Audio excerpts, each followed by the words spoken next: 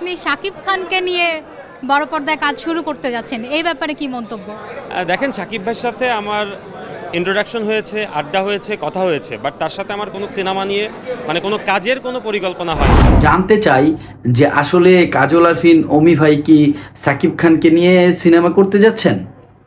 তো আমার প্রশ্নের উত্তরে সে যেটা বলেছিল আমার কাছে এটা ভালো লাগে নাই। সে বলছিল যে এরকম ওই লোকের মুখেই আমি গত 5 বছর আগে শুনেছিলাম যে দুরু সাকিব খান কোনো হিরো হইল। একজন রায়হান রাফি একটি তুফান দিয়ে বাংলাদেশি সিনেমার জাত চিনালো সারা বিশ্বকে। ভিউয়ার্স, যদি এরকম আরো 4 জন রায়হান রাফি বাংলাদেশ ফিল্ম পাড়াতে আসে তাহলে কেমন হয়? হ্যাঁ ভিউয়ার্স, আজকে কথা বলতে চলেছি রায়হান রাফি ভাইয়ের খুবই কাছের একজন বন্ধুকে নিয়ে। আপনারা তাকে সকলেই চিনেন। ইনি হচ্ছে কাজল আরফিন অমি ভাই। অমি ভাইকে আপনারা সবাই চিনেন।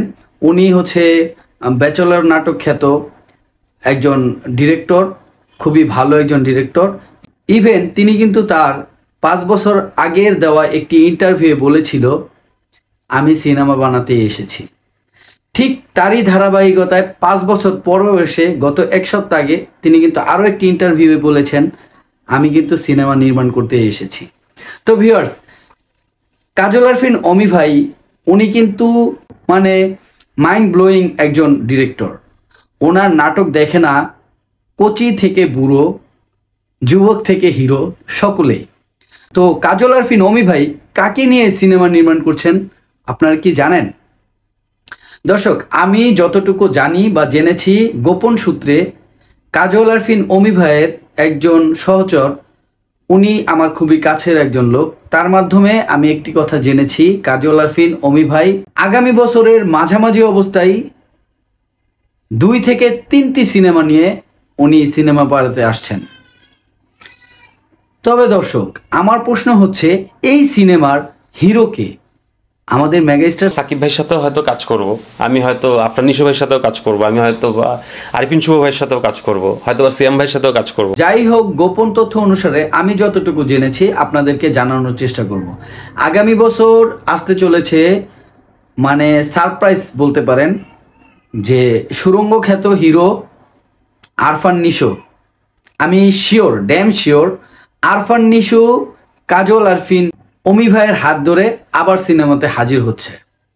যদিও আরফান নিশোর সুরঙ্গ মুভি আমি দেখি নাই, তবে শুনেছি খুব ভালো করেছেন। কারণ যেহেতু রাইডার হচ্ছে রায়হান রাফি, সেহেতু ছবি সুন্দর হবে, এটাই স্বাভাবিক। By the way, Arfan Nisho কিন্তু বিগত 1.5 বছর ফিল্ম পাড়া অথবা মিডিয়ার বাহিরেই ছিলেন, তাকে কিন্তু কেউই খুঁজে পায় নাই। তো আরফান নিশো যেই মুভিটি নিয়ে আমাদের মাঝে আসছেন, মুভিটির নামও অনেকটা চূড়ান্ত, আমি নামটা অন্য কোনো ভিডিওতে বলবো। তবে যদি রায়হান রাফি ভাইয়ের মতো আরও 2 থেকে 3 জন আমাদের ফিল্ম পাড়াতে অ্যাড হয়, লাইক কাজল আরফিন অমির মতো আমাদের ফিল্ম পাড়াতে এরকম গুণী যুগ উপযোগী ডিরেক্টররা সিনেমাতে এগিয়ে আসে, আমাদের সিনেমা পাড়া অনেক সুন্দর হবে। কম্পিটিটর যত ভালো হবে সিনেমা তত ভালো নির্মাণ হবে। আমরা যারা সিনেমা প্রেমী আছি তাদের প্রত্যাশাটা এমনই। তবে এটা হোক প্রতিদ্বন্দ্বীময় সিনেমা হোক, বাট জলাজলি দলাদলির সিনেমাটা না হোক। যেমন আমি একটা ভদ্রলোকের সাথে কথা বলেছিলাম, উনি কাজল আরফিন অমি ভাইয়ের অনেক বড় একজন ফ্যান। উনি আমাকে এরকম একটা কথা বলেছিল, আমি ওনাকে প্রশ্ন করেছিলাম যে ভাইয়া, কাজল আরফিন অমি ভাই তো এরকম সিনেমা নির্মাণ করতে আসছে, তো আমি যতটুকু জানি কিছুদিন আগে যে প্রিমিয়ার শোটায় মেগাস্টার সাকিব খান সহ ফিল্ম পাড়ার যত স্টাররা ছিল, নায়ক নায়িকা গায়ক গায়িকা, সকলের উপস্থিতিতে যেই ইয়েটা হয়েছিল, প্রিমিয়ার শোটা হয়েছিল, এখানে কাজল আরফিন অমি ভাইয়ের সাথে মেগাস্টার সাকিব খানের একটা মিট হয়েছিল। তো আমি যতদূর জানি আপনি ওই মিট সম্পর্কে অনেক কিছু জানেন। তো আমি আপনাকে একটু জানতে চাই যে আসলে কাজল আরফিন অমি ভাই কি সাকিব খানকে নিয়ে সিনেমা করতে যাচ্ছেন? তো আমার প্রশ্নের উত্তরে সে যেটা বলেছিল আমার কাছে এটা ভালো লাগে নাই।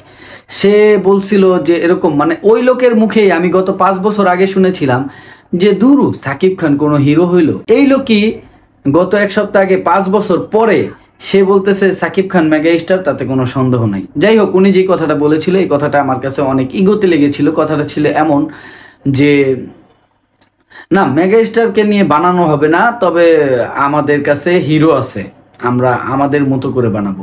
তো আমি তাকে জিজ্ঞেস করলাম যে ভাইয়া আপনারা তো আসলে, উনি তো হচ্ছে নাটক করে বা উনি ওয়েব সিরিজ করে, তো এর মধ্যে কোনো নায়ক নাকি ডিরেক্টলি চলচ্চিত্রের সাথে সম্পৃক্ত যে হিরোরা আছে তাদের মধ্যে কেউ? তো তিনি আমাকে বললেন যে না, উনি নাটকও করে ফিল্মও করে। তো উনি আমাকে যে ইঙ্গিতটা দিয়েছিলেন আমি ওই ইঙ্গিত স্বরূপ বুঝে ফেলেছি যে এটা আরফান নিশো ছাড়া আর কারোর কথা উনি বলতেছে না।